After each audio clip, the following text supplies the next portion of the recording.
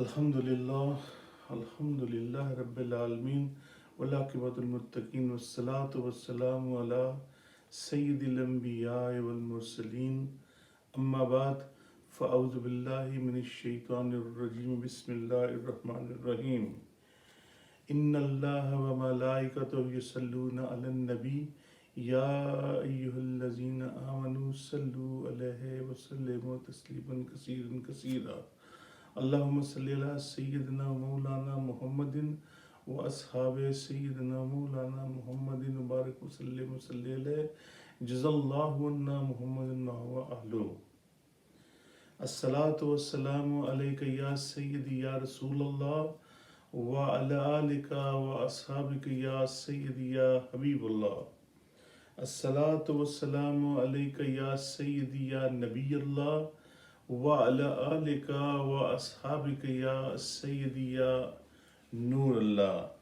فرمان مصطفیٰ صلی اللہ تعالی علیہ وآلہ وسلم، جس نے مجھ پر ایک دفعہ درود پاک پڑھا اللہ رب العزت اس پر 10 رحمتیں نازل فرماتا ہے، 10 گناہ معاف فرماتا ہے اور 10 درجے بلند فرماتا ہے۔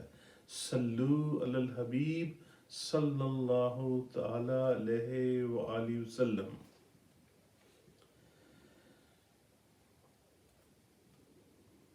تمام حمد و ثنا، تمام تعریفیں اللہ رب العزت کے لیے اور ہر طرح کا درود پاک صلی اللہ تعالی علیہ وآلہ وسلم کی ذات مبارکہ کے لیے۔ میرے بہت ہی عزیز دوستوں، بھائیوں، الحمدللہ ثم الحمدللہ، اللہ رب العزت نے ہمیں ایک بار پھر یہ مقدس مہینہ دکھایا۔ رمضان مبارک ہر ایک کو رمضان کی فضیلتیں، برکتیں حاصل کرنے کی اللہ رب العزت نے توفیق عطا فرمائے کہ اللہ رب العزت اس میں ہر نیک کام کا 70 گنا اجر عطا فرماتا ہے۔ نفل کا ثواب فرض کے برابر اور فرض کا 70 گنا زیادہ عطا فرماتا ہے۔ لہذا ہمیں چاہیے کہ اس مہینے میں خاص کر یہ زکوٰۃ اور صدقات خیرات زیادہ کریں۔ اور آج جمعہ مبارک بھی ہے، اور جمعہ مبارک جمعے والے دن رمضان کے مہینے میں جمعہ آ جائے تو وہ بہت زیادہ ہی برکتوں والا ہوتا ہے، کیونکہ کہ جمعہ تمام ہفتے کا سردار ہے۔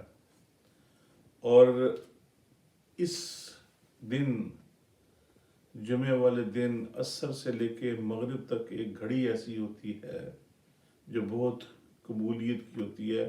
لہٰذا ہمیں چاہیے کہ ہر جمعے کو خصوصاً رمضان کے مہینے میں عصر سے لے کر مغرب تک ہمیں دعاؤں کی کثرت کرنی چاہیے۔ اللہ رب ہمیں سن کر عمل کی توفیق عطا فرمائے اور ہمیں نیک کام کرنے کی توفیق عطا فرمائے۔ جیسا کہ میں نے تلاوت کی، اللہ رب العزت قرآن پاک میں ارشاد فرماتا ہے، یا ایھا الذین آمنوا کتب علیکم الصیام کما کتب علی الذین من قبلکم لعلکم تتقون۔ اے ایمان والو، تم پر روزے فرض کیے گئے جیسے تم سے پہلے لوگوں پر فرض کیے گئے تھے، اور تم پرہیزگار بن جاؤ۔ میرے دوستو بھائیوں، ہمیں اس مہینے میں اپنے ہر ایک جسم کے ایک ایک حصے کو گناہوں سے بچانا ہے. ہمیں اپنی ایک بات یہ ہے کہ صوم کا مطلب کیا ہے. صوم کا مطلب ہے بچنا، کسی چیز سے بچنا. تو یہ ماہ سیام ہے اور اللہ رب العزت نے ہمیں اس میں روزے عطا کیے ہیں. اللہ رب العزت ہمیں حکم دیتا ہے کہ روزے کی حالت میں ایک حلال چیز بھی آپ نہیں کھا سکتے. ایک حرام چیز تو دور کی بات، ایک حلال چیز بھی ہم نہیں کھا سکتے، یہاں تک کہ اپنی بیوی کے پاس، حالانکہ وہ ہمارے لیے حلال ہے، ہم اس کے قریب بھی نہیں جا سکتے. اللہ رب العزت نے منع فرمایا، اللہ تبارک تعالیٰ کا حکم ہے، ہم اس پر اٹل ہیں، ہم وہ کام نہیں کرتے. لیکن یہ کیا بات ہوئی کہ ایک غیر محرم کو آپ دیکھیں اور پھر دیکھتے ہی چلے جائیں.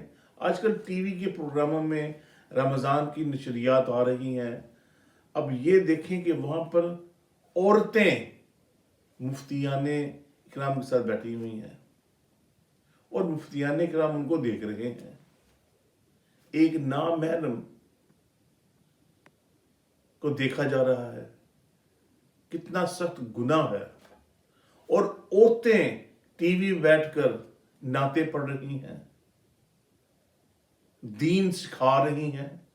ارے بھائی، دین سکھانا ہے عورتوں نے تو چار دیواری کے پردے میں رہ کر عورتوں کو، بچیوں کو دین سکھائیں. نعت سکھانی ہے بچیوں کو سکھائیں. یہ مردوں کے سامنے اگر ٹی وی دکھانے کی کیا بات بنتی؟ اگر کسی مرد نے سیکھنا ہے تو کسی مرد سے سیکھے، عورت نے سیکھنا ہے تو کسی عورت سے سیکھے. یہ ہم خود اپنے آپ کو جہنم کی آگ میں دھکیلتے جا رہے ہیں.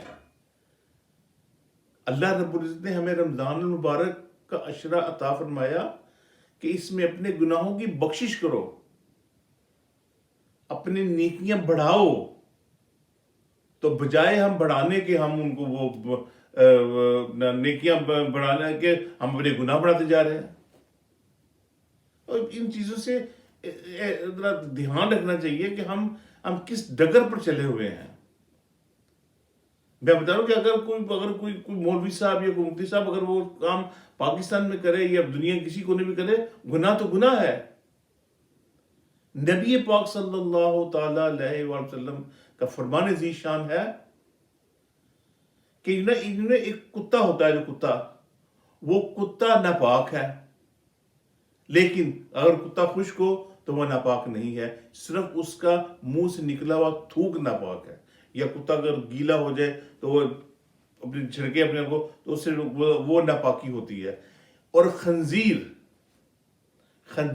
اگر سارا دن رات سے نلا کے صاف بھی کر دو نا تو خنزیر وہ ناپاک ہی رہے گا. اس کے اوپر غلاظت میں مل دو، گوبر مل دو، وہ ناپاک ہوگا ہی نہیں، وہ ناپاک ہی رہے گا، اس کو جتنا مرضی ڈلا لیں.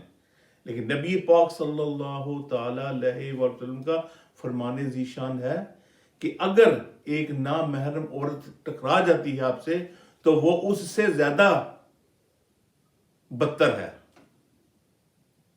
اب یہ دیکھ لیجیے آپ کہ خنزیر کے ساتھ مشابہت دی جا رہی ہے ایک نامحرم مرد اور عورت کو، کہ کسی نامحرم مرد عورت کا جسم آپس میں نہ ٹکرائے، وہ زیادہ عذاب ہے اس کا، وہ پاک ہو ہی نہیں سکتا. اب ہمیں احتیاط کرنی چاہیے، ہمیں ان چیزوں پہ عمل کرنا چاہیے. اللہ ہمیں یہ سن کر عمل کی توفیق عطا فرمائے. ہم بچوں کے ساتھ بیٹھ کے ایسی بیہودہ باتیں کر رہے ہوتے ہیں. آپ اپنے بچوں سے بیٹھنا ہے، آپ ان کو نیکی کی ترغیب دیں، نیکی کی تعلیم دیں. جو بچے سن کر اس پہ عمل کریں اور اپنی آخرت سنواریں۔ تو رمضان المبارک کا مہینہ اللہ رب العزت نے عطا فرمایا کہ ہم اپنے گناہ بخشوائیں اس میں۔ ہم یہ بات نہیں کہ ہم نے روزہ رکھ لیا ہے تو بس سارا دن بھوکے پیاسے، اللہ رب العزت کو بھوکے پیاسے رہنے کی ضرورت نہیں ہے، وہ نہیں چاہتا۔ اللہ رب العزت کہ اس بھوکے پیاسے رہنے میں آپ کچھ نیکیاں کریں۔ نبی پاک صلی اللہ تعالی علیہ وسلم کے پاس دو عورتیں آئیں، تو نبی صلی اللہ علیہ وسلم نے کہا کہ یہ تم کھاؤ، تو وہ کہتی ہیں کہ یا رسول اللہ صلی اللہ علیہ وسلم ہم تو روزے سے ہیں، ہم نے سحری سے لے کے اب تک کچھ کھایا بھی نہیں اور نہ ہی ہم افطاری کچھ کھائیں گے۔ نبی پاک صلی اللہ تعالی علیہ وسلم نے فرمایا نہیں، تم روزے میں نہیں ہو۔ وہ کہتی ہم روزے میں ہیں۔ نبی صلی اللہ علیہ وسلم نے فرمایا کہ تم الٹی کرو، کہہ کرو۔ جب انہوں نے کہہ کی تو خون کے ساتھ گوشت کے لوتھڑے بھی نکلے۔ نبی پاک صلی اللہ تعالی وسلم نے فرمایا کہ تم وہاں بیٹھ کر غیبت نہیں کر رہی تھی، اپنے رشتہ داروں کے بارے میں، اپنے بہن بھائی کے بارے میں چغل خوری کر رہی تھی؟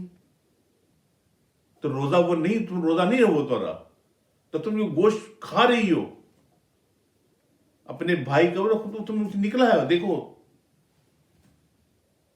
تو میرے بھائیوں، دوستوں، عزیزوں، کہ ہم چغل خوری سے پرہیز کریں، دور رہیں، غیبت سے دور رہیں، لگائی بزائی سے دور رکھیں۔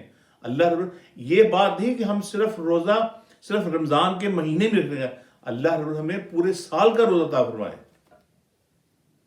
یہ نیت کریں کہ ہم یہ پورا سال، ہم وہ روزے کی حالت ہی ہوتی ہے، اگر آپ نیک بنے تو وہ روزے کی حالت ہی ہوگی۔